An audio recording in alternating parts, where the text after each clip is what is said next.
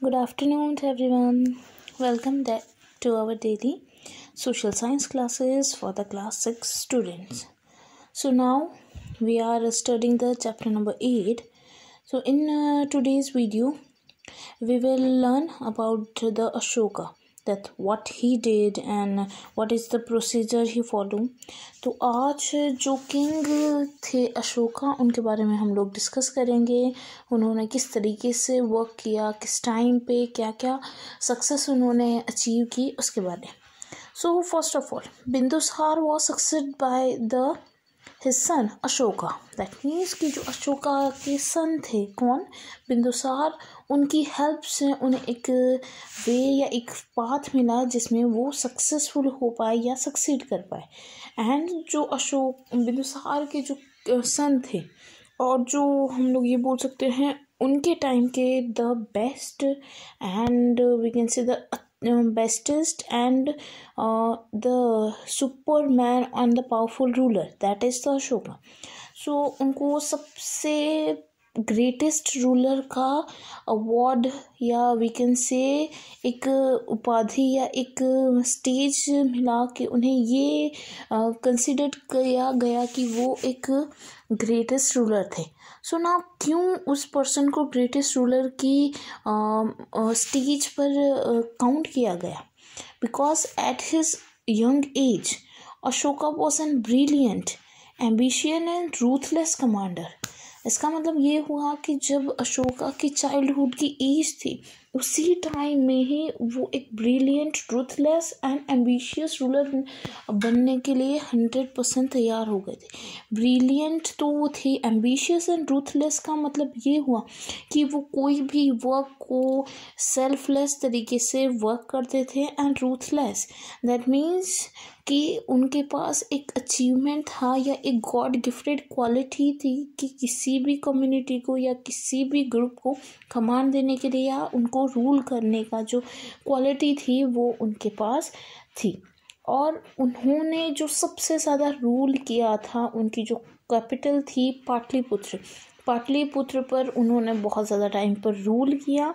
और उसके साथ साथ पाटलिपुत्र में रहते हुए उन्होंने बहुत सारे वॉर फाइट किए और वॉर फाइट करने के बाद भी वो उसमें great success accept in sense कि उन्होंने इतना हार्ड वर्क किया. सो अल्टीमेटली उन्हें सक्सेस तो होना ही था after that. And he is the conquest of the Kalibanga proved as turning point of his life. इस लाइन का मतलब ये हुआ कि जो अशोका रूलर थे उनकी जो एज या उनकी जो लाइफ में एक टर्निंग पॉइंट था. जो कलिंगा पावरफुल जो कम्युनिटी थी उनके साथ फाइट करना. और फर्स्ट ऑफ ऑल अशोका को ये लगा भी नहीं था कि कलिंगा को वो अच्छे से डिफीट कर पाएंगे. बट जो अशोका रूलर थे उनके पास इतनी अच्छी क्वालिटी थी कि जो कलिंगा को वो इजीली डिफीट कर पाए. So I think it is a very much important and successful moment of his life. Or one of the most quality that Ashoka is acquired according to its attitude. सो अब ये अशोका है, इनके पास बहुत rich हैं. Rich होने के साथ साथ उन्हें बहुत सारी वॉर में सक्सेस कॉन्कर की है.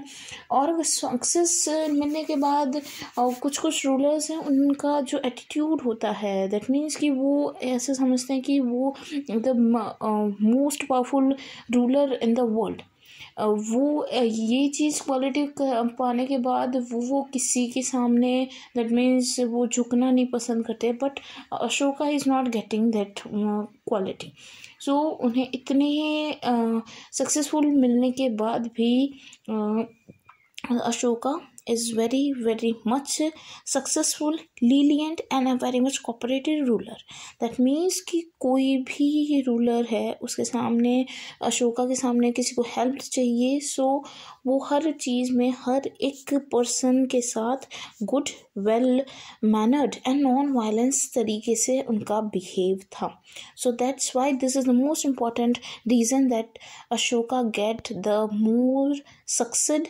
And Ashoka is the greatest ruler in his time period. So this is all about the Ashoka time period, what he did and what he succeeded in his life.